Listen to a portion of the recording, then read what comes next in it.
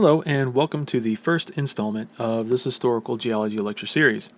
In this lecture series, we're going to be expanding upon physical geology, or introductory to geology, the principles that you learned from that course. That is to say, we're going to take your understanding, or your current understanding, of the physical processes of earth formation, deformation, rock formation, mineral formation, those conditions, and we're going to expand upon that in the terms of putting it in the context of time. So we're going to be looking at things such as the law of superposition, a sequence of events, to try to tell the historical aspect of the geologic processes that have enacted and are currently enacting here on the surface of the Earth, as well as in the interior of the Earth as well. So, as that implies, it's going to use an aspect of time, this abstract construct that we have essentially come up with throughout our own history. We talk about time in terms of the structure of how we live through it. Our calendars, our schedules, our day-to-day course schedules as well are all constructed on a sequence of events, what we have to do first, and that gives us an idea on how to structure our lives. And we also structure our own cultural identity from those that have come before us. Here in the United States, that's the founding forefathers, and we have large, broad discussions about their own thoughts and etc., etc. And then, of course, moment by moment, we're essentially living from the past to the future. Present is always something that's this kind of escaping us. So we are living through time, trying to understand time. And that really is the crux of it, trying to understand what has happened in the past. The evidence of events that have come before us, before our first-hand observations.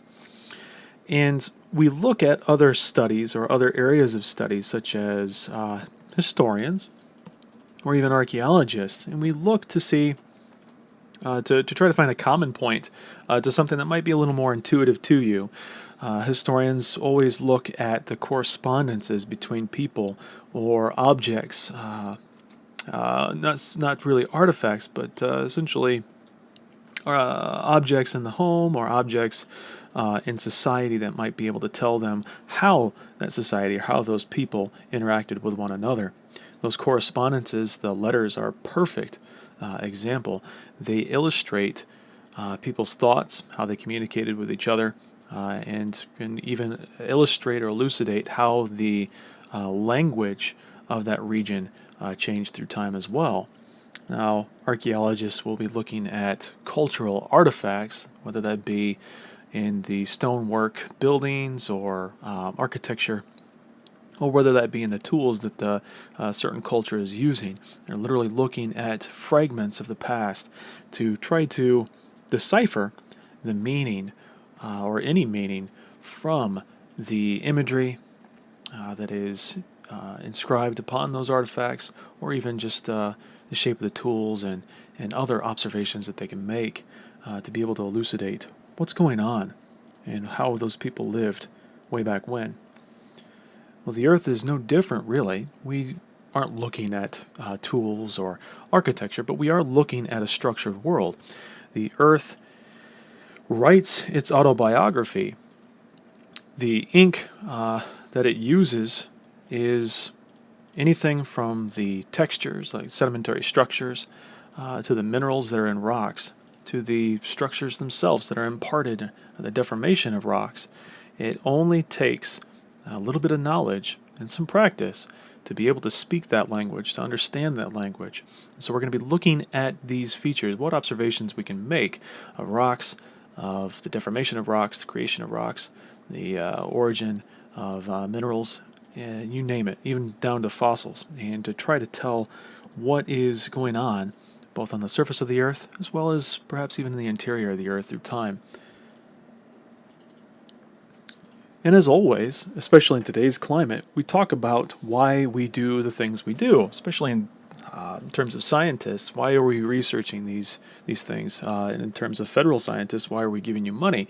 Well, the big answer to the question why, especially for geology, is the overabundance of uncertainty to where we're going in the future, what we have to live through, what we have to adapt to.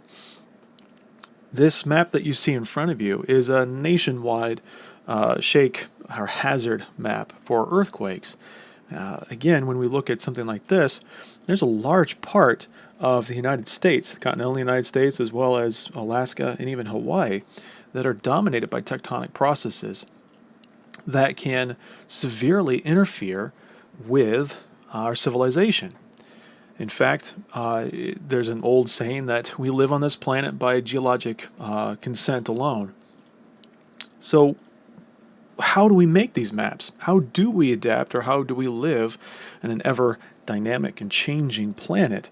Well, we look at what has happened in the past to try to forecast what can happen here in the future. This is a warning to us, made by us by looking at the past events, the past deformational events, the earthquake events that have happened here on the continental United States. This gives us this kind of heat map, if you will. The warmer colors are very tectonically active areas that have potentially very damaging earthquakes, or can have damaging earthquakes. It doesn't tell you the reoccurrence rate of these events, but it does tell you the severity if one does occur. We can go to a local or state level, and we can make, as is the case for this map over here to the left, we can make shaking potential or earthquake hazard maps for states, such as California. And again, the hotter or warmer colors indicate where there is an abundance of tectonic activity. This can tell you, again, if you're living in these areas, this is something that you need to be prepared for, especially if you are building large-scale buildings and infrastructure. This is something that you should adapt to, and there are a lot of state laws that are built around the building of these constructs. Larger buildings and even newer buildings all have to be up to code.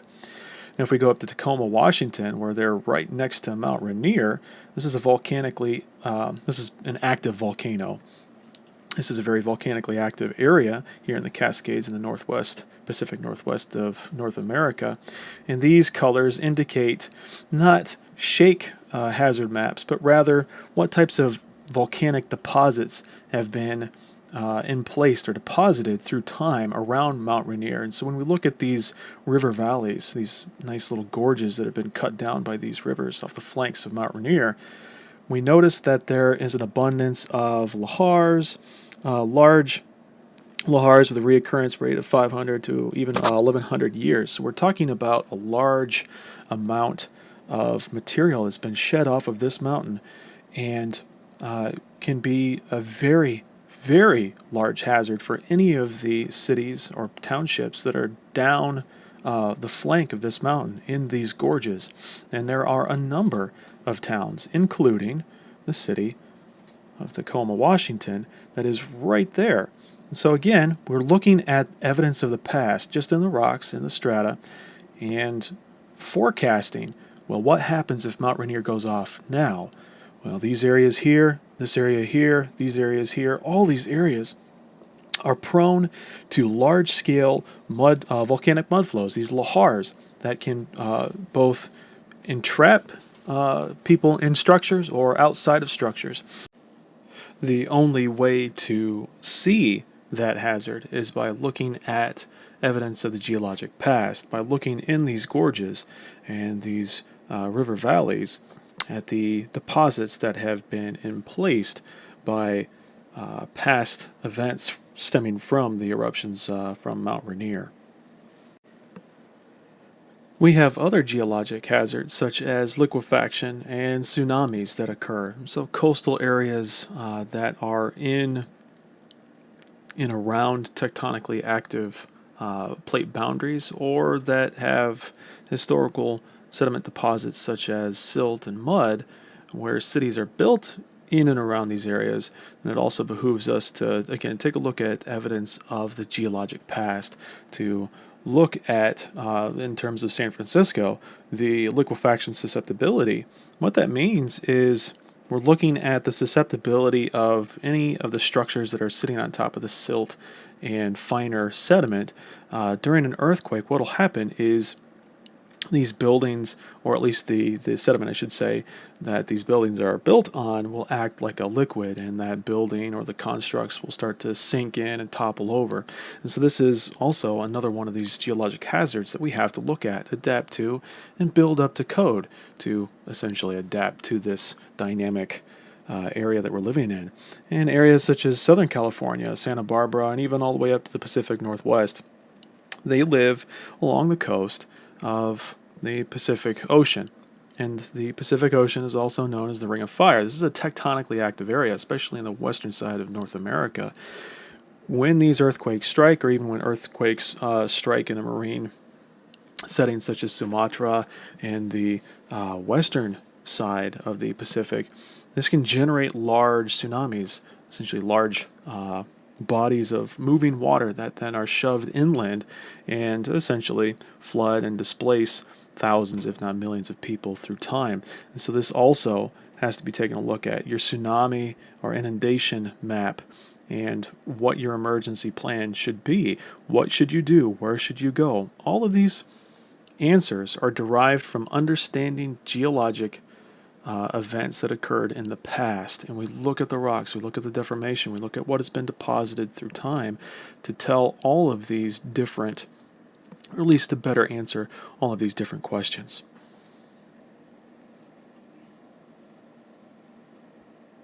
And that's because we live on a dynamic Earth, within a dynamic universe even. The changes that occur here on the planet, whether they be homegrown or whether they be from celestial interactions such as bolide impacts, they're potentially unavoidable, but perhaps foreseeable, especially when we talk about climate change and some of the tectonically active regimes. These types of events that occur in and on the surface of the Earth, this is something that we should be able to foresee by looking at the geologic past and get a better handle on how to adapt to these changes. And that's where those maps come from. That's where these scenarios and where all these civic warnings and civic posts or civil posts will come from. They will essentially tell you your local area, township, or village or city. It should tell you, especially if you're living in places such as Southern California, you should have some emergency awareness plan to tell you what you should do, where you should go, these types of scenarios that play out during these events. If not, then obviously it's up to you to come up with your own plan. Be prepared, especially in these regions. So we take a step back then. Now that we've answered the why, we look at the what, essentially, to revisit what we're looking at here. What is geology? Well, it's more than just looking at rocks. Even though I said we're looking at evidence of the past and in the geologic past, yeah, we're going to be looking at tons of rock. But when we do that, we're observing or studying Earth and its processes, the formation of rock, formation of minerals, deformation of those materials, and even the movement of water through rocks through time. There's a whole broad spectrum of different subject areas that we can get into. Now, we break out this beginning portion of our introduction to geology by looking at the physical aspects, and that's going to be the study of Earth's material and various processes. That introduction or physical geology, what we call 1403 in some parts, could be 1401, could be 401, depending on what your call number is, just doesn't really matter. It's the study of Earth processes. Here, in historical geology, we're going to take that and put it into the context of time, like I said before.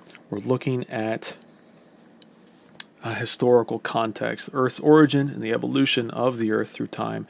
That includes the changes in distribution of land and seas, the oceans, the formation of oceans, the closures of oceans, and the growth and reduction of mountains through plate tectonics. We're also going to look at the succession of animals and plants through time as they have adapted to the changes in distribution of lands and seas. But all of that, the study of Earth's origins, the changes in distribution of land and seas, succession of animals and plants through time. That is the end game. That's where the theories are currently when we talk about these theories, when we get to those sections.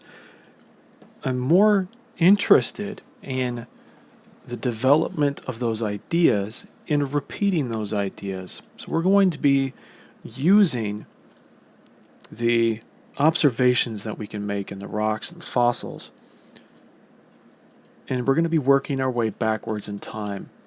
And that is simply because we can use our observations today in the present world and for example, look at the deposits that are the sediments that are being deposited in river banks or in river channels. We can look at landslides, mud flows, gravity flows, debris flows. We can take a look at all these processes, these geologic processes, and how those structures and how textures are imparted in the rock today. And we can use that information and from our observations, forecast that back to the past. That is uniformitarianism, or as some folks like to call it now, actualism. That's simply to say that the present is the key to the past. We are going to use planetary materials and structures, the deformation of rock even, and work our way backwards in time to first see the end results of those events, and then work our way even further back, I should say, to find the causes or to tease out the causes. We're going to test our hypotheses here.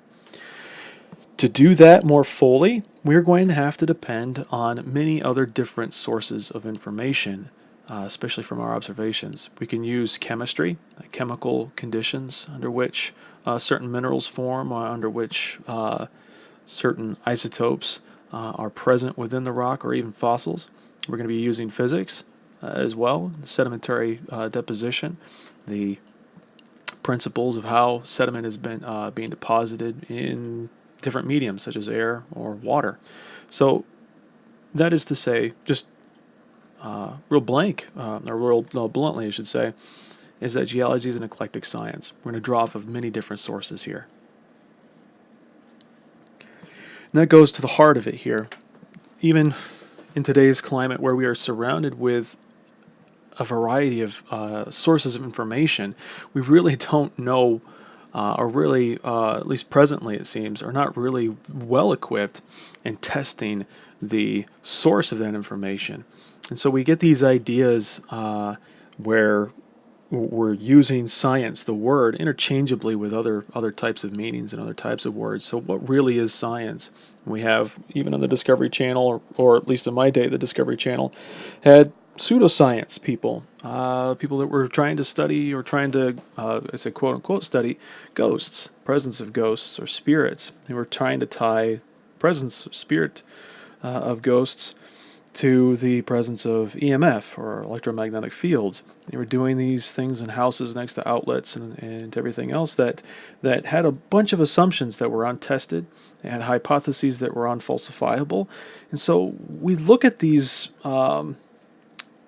incidences of where people have an idea and they consider that fact. But what really is science? Well, all of that is really dressing science as a noun, a body of knowledge, or a tool with which to use to understand the natural phenomena that we observe. But that's not really the case. That's information. That's knowledge. How is it that we are able to falsify or further refine knowledge? Well, that's through science, the scientific method. Science is rather, first and foremost, a verb, a way of understanding, a way of deciphering natural phenomena. Carl Sagan put it very eloquently in that it is the skeptical way of interrogating the universe around us. That is exactly what we are going to do in this in the period of this course. We are going to put a method to the madness. You've seen this throughout your time in school. It's the scientific method.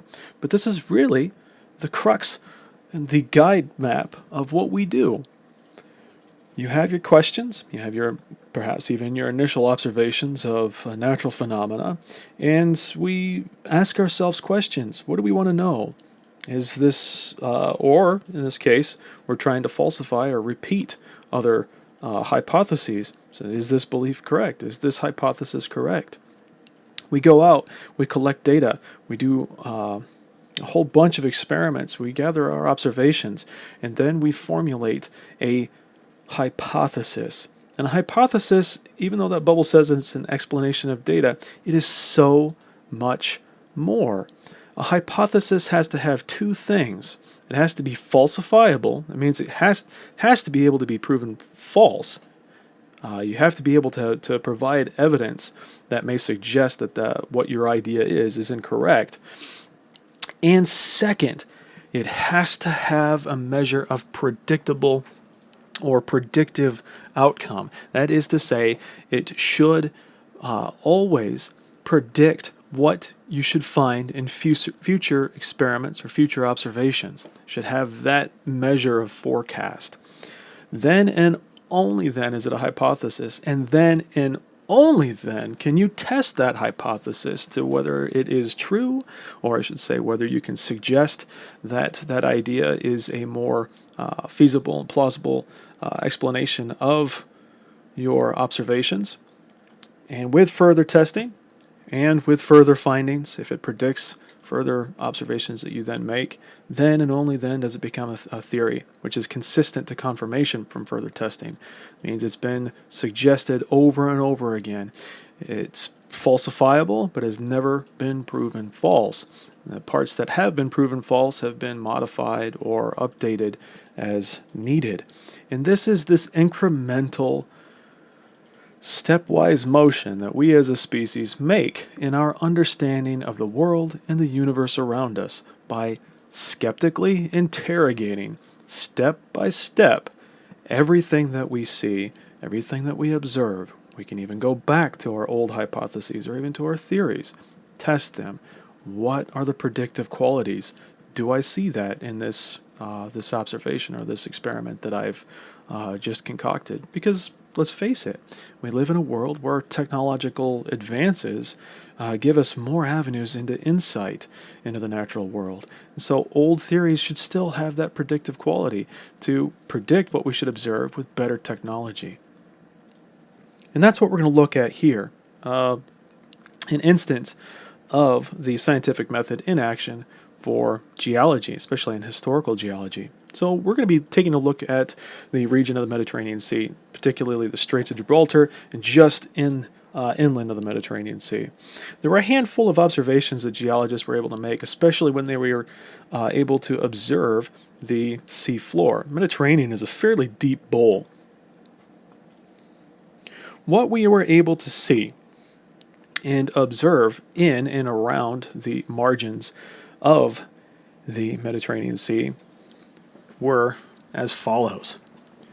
It had very large cataclastic types of breccia, very large clasts emplaced that were just above salt diapirs. We were able to seismically map these out. It's somewhat difficult to drill down into these in certain areas, but they were able to seismically see these salt diapirs, these almost lava lamp types of structures where the salt is buoying up. It's much less dense than the surrounding rock around it.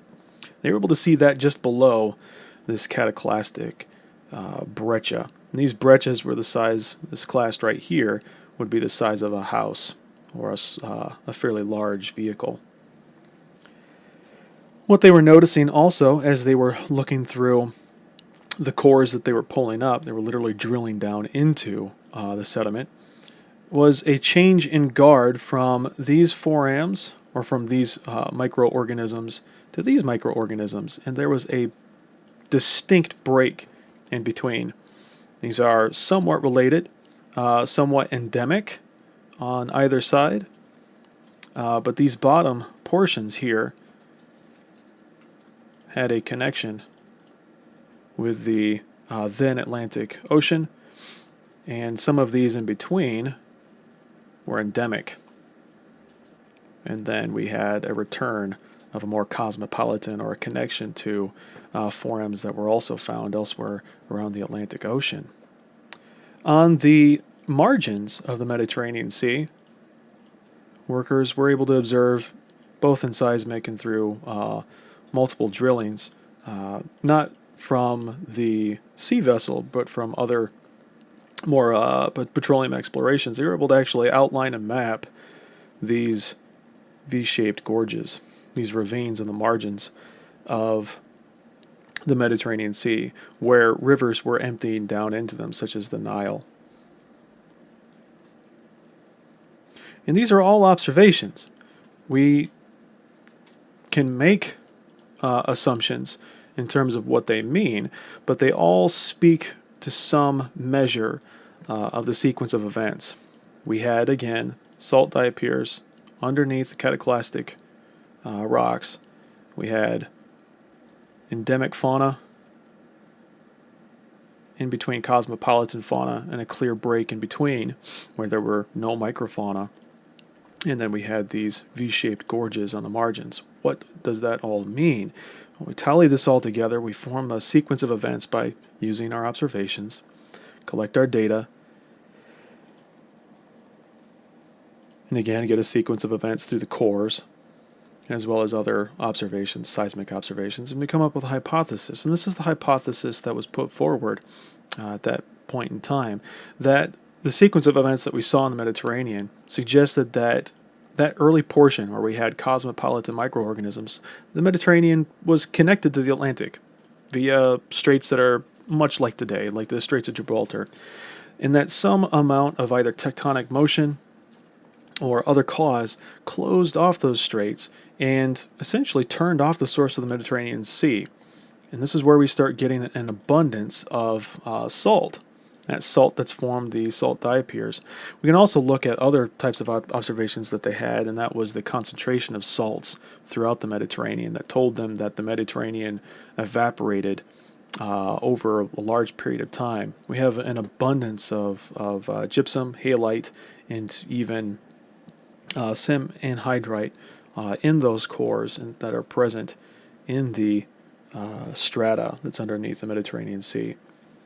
Nonetheless, evaporation occurred, raising the concentration of the salt water, and this is what's forming the different types of precipitates, the different types of salts that are depositing at different times in the Mediterranean. The central Mediterranean was a more concentrated solution, both in sodium and chlorine, and this is what the conditions were to form table salt, sodium chloride.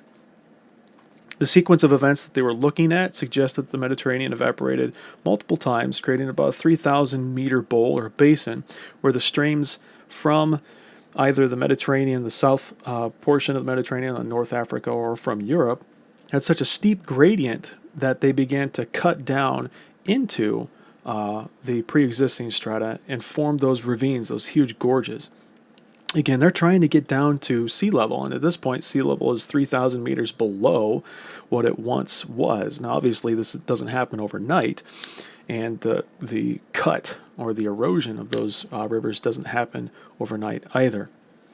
But nonetheless, that occurs through a period of time, and about 5.5 million years ago, new tectonic movements reopened the straits, or present-day Straits of Gibraltar, sending Atlantic water in at such a pace that the speed of the rushing water, perhaps what they've modeled, broke the sound barrier.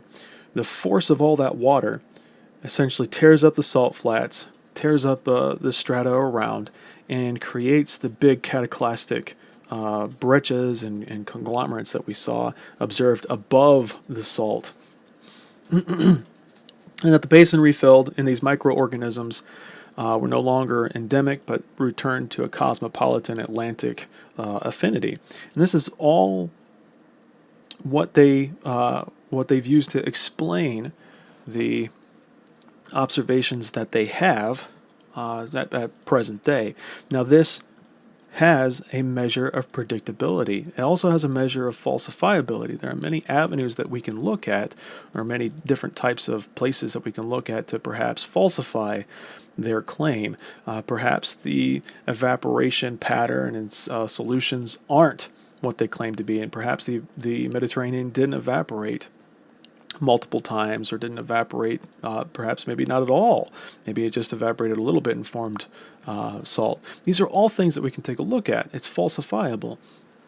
And this speaks to the crux of what science is. It's the method to the madness. And we will speak more on that in later lectures.